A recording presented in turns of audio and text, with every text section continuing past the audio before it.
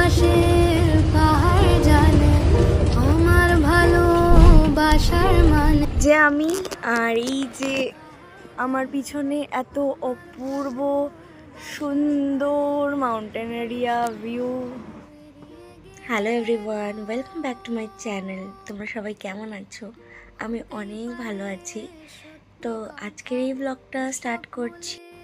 এখন বাজে ভোর 3টে আর আমরা এখন বেরোচ্ছি কারণ আমাদের 4:40 থেকে বাস আছে।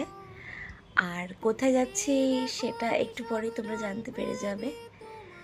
তো এখন আমরা একটা র্যাপিডো বুক করেছিলাম, বাট এমনই কপাল বাইরে প্রচণ্ড পরিমাণে বৃষ্টি হচ্ছে আর আমাদের সব কটা র্যাপিডো বা উবের যেটাই হোক না কেন সেগুলো সব ক্যান্সেল করে দিচ্ছিল ওরা, কারণ অতিরিক্ত বৃষ্টির জন্য কেউ নিচ্ছিল না।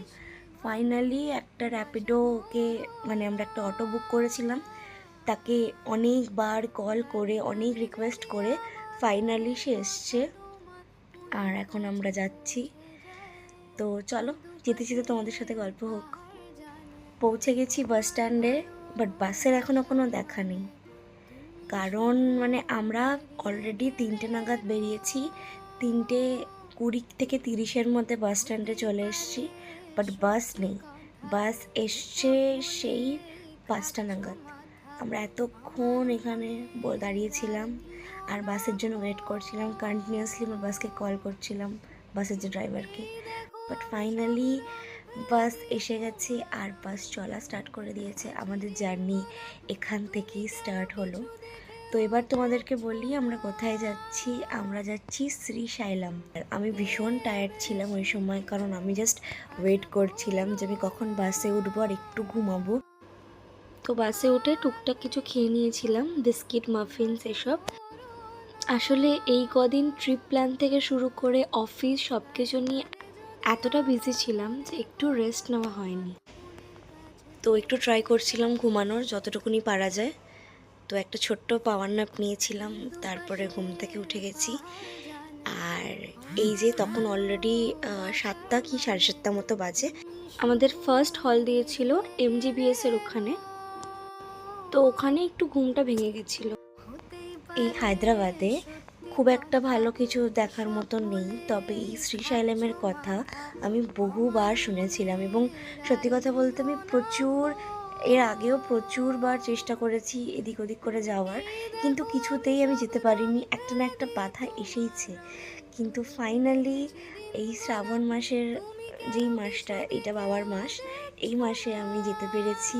আর এখানে 12টা জ্যোতির্লিঙ্গের মধ্যে মহাদেবের একটা জ্যোতির্লিঙ্গ এখানেই পড়ে।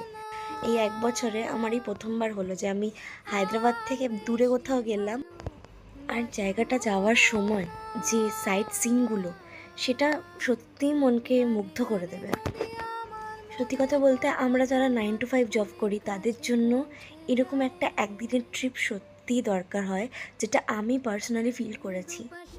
কথা বলতে বলতে আমাদের সেকেন্ড হলটা দিয়ে দিয়েছে আর এই সময় আমি সত্যি একটু ঘুমিয়ে পড়েছিলাম, বাট যখন আমার ঘুম ভাঙলো আর চোখের সামনে এরকম একটা দৃশ্য আমি দেখলাম, তখন আমার সব ঘুম উড়ে গেছে। আমি শুধু 2 চোখ ভরে এই দৃশ্য দেখছিলাম আর অনুভব করছিলাম।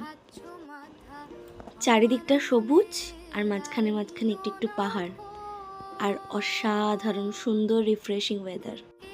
আমার ছোটোবেলা থেকেই পাহাড় বা এরকম কোনো একটা জায়গায় এলেই না মনে হয় আমি এখানে থেকে যাই। আমার মতো তোমাদের কাদের কাদের মনে হয় আমাকে প্লিজ কমেন্ট করে জানিও। ওই সময় খালি মনে হচ্ছিল ওই যে দূরে পাহাড়টা আছে, ওখানে যদি আমি যেতে পারতাম, ওখানে যদি আমি একটু দেখতে পারতাম, এই ধরনের ছোটোখাটো ইচ্ছেগুলো আমার ওই মুহূর্তে হচ্ছিল। আর এই যে আমাদের বাস, এইটাই আমাদের এখন বাহন, যেটা করে আমরা শ্রীশাইলামে যাব। এই আমাদেরকে শ্রীশাইলামে নিয়ে যাবে। গানে গানে যদি আমার মনের কথা তোমার মনের কাছে পৌঁছে তো বাস আমাদের ছেড়ে দিয়েছে আর এবার আমরা একটু ব্রেকফাস্ট করব, কারণ লাস্ট যে হলটা দেওয়া হয়েছিল সেখানে আমরা কিচ্ছু খাইনি, কারণ আমরা বাড়ি থেকে খাবার ক্যারি করছিলাম। আমি বানিয়েছিলাম একটুখানি সাবুর পোলাও বা খিচুড়ি যেটাই হোক। তো এটা না অনেকক্ষণ থাকে বা এটা নষ্ট টাইপসের হয় না কিছু। তো এই জন্য আমি এটা বানিয়ে এনেছিলাম, আর আমরা সবাই এটাই খেয়েছি সবাই। আর বেশ ভালো ছিল, ওরকম প্রাকৃতিক দৃশ্য দেখতে দেখতে আমরা বেশ আমাদের মিলটা এনজয় করছিলাম। তো এই শ্রীশৈলম যাওয়ার সময় একটা জঙ্গল পড়ে, তো এই জঙ্গলেরই কিছু দৃশ্য তোমাদের সামনে আমি তুলে ধরলাম। তো এবার বলি যে এই জঙ্গলের গল্পটা। এখান থেকে যখনই কোনো বাস বা কোনো গাড়ি কিছু যায় তো কেউই দাঁড়াতে পারে না, কারণ এই জঙ্গলে অনেক পশু পাখি আছে। আর আরও একটা বিষয় হচ্ছে যে একটা সময়ের পর মানে রাত্রেবেলায় এই জঙ্গলটা থেকে কোনো রকমের কোনো বাস বা কোনো গাড়ি ওরা অ্যালাউ করে না, পুরো বন্ধ করে দেয়। কারণ আমরা সবাই জানি যে রাতের দিকটাতে সব বন্য পশু পাখিরা জল খেতে আসে, তো ওই সময় যদি কোনো রকমের কোনো গাড়ি চলে আসে এবং রাতের অন্ধকারে ওদের কোনো ক্ষতি হয়, তো তাই জন্য ওই সার্টেন টাইমটুকুতে কোনো রকমের কোনো বাস বা গাড়ি ওখানে চলে না। আবার ভোর হওয়ার পর আবার গাড়ি চলাচল স্টার্ট হয়।